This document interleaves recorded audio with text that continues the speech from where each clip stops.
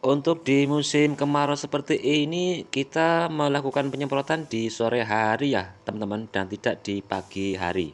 Supaya tanaman tidak mengalami stres pasca aplikasi penyemprotan pestisida.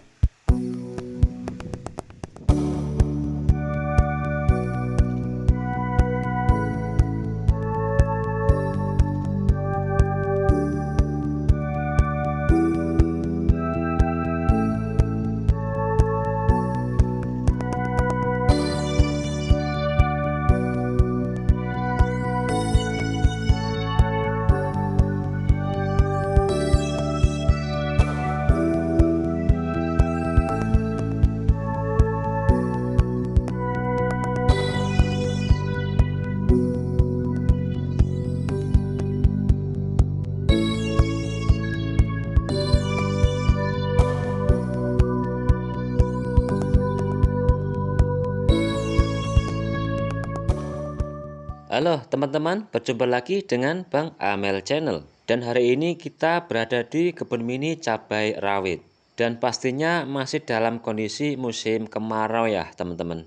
Dan harapan kami selaku petani mudah-mudahan hujan segera turun sehingga pertumbuhan tanaman akan lebih optimal.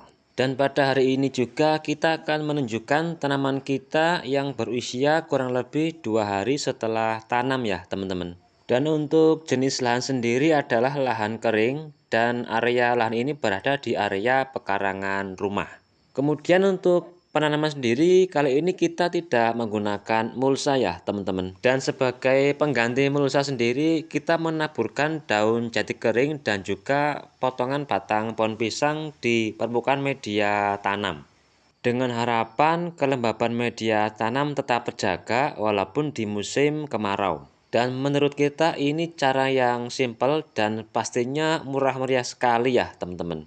Kemudian untuk varietas sendiri, varietas Ori 212 dari produk Aura Seed. Dan untuk jumlah populasi tanaman sendiri sementara ini 44 batang tanaman. Dan rencana ke depan kita akan terus menambah sehingga mencapai kurang lebih 500 batang tanaman ya teman-teman. Dan ini jumlah yang ideal untuk populasi tanaman di area pekarangan rumah.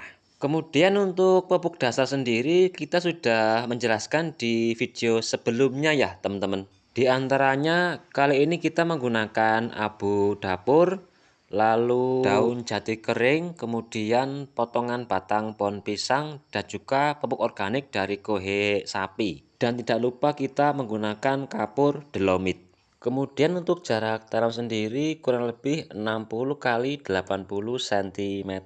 Dan untuk lubang galian sendiri kita menggunakan dengan kedalaman 30 cm ya teman-teman. Dan diameter lubang galian kurang lebih 40 cm.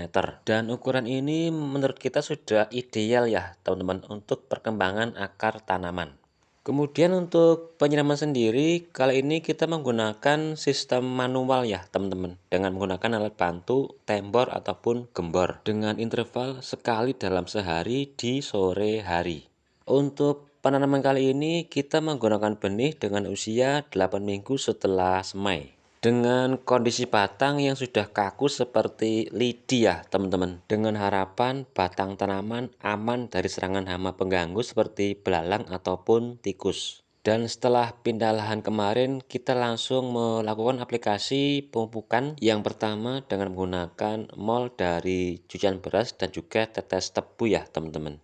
Dan di 2HST ini kita akan melakukan aplikasi penyemprotan pestisida yang pertama ya teman-teman. Untuk mengantisipasi serangan jamur dan juga hama kutu-kutuan terlebih di musim kemarau seperti ini. Seperti halnya trip, tungau, kutu daun dan juga kutu kebul.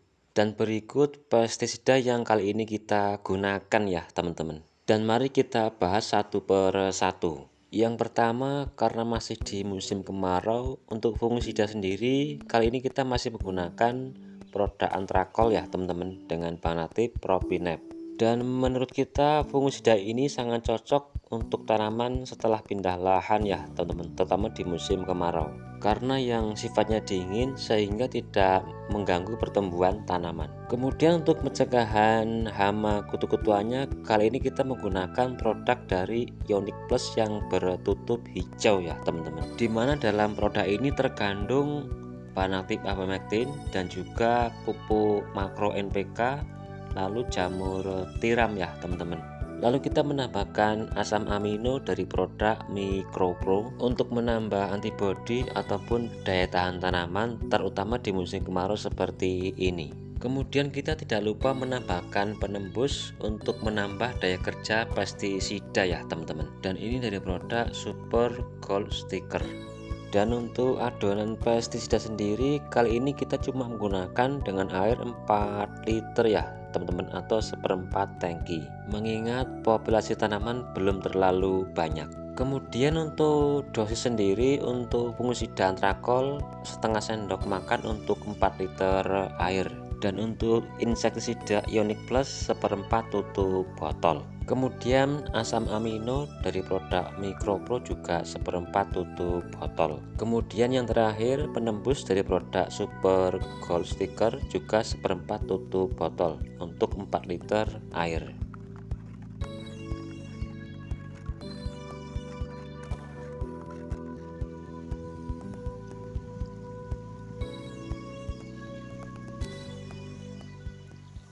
Dan di musim kemarau seperti ini, untuk penyemprotan sendiri kita mencoba aplikasi di sore hari, dengan harapan supaya tanaman tidak stres pasca aplikasi pestisida.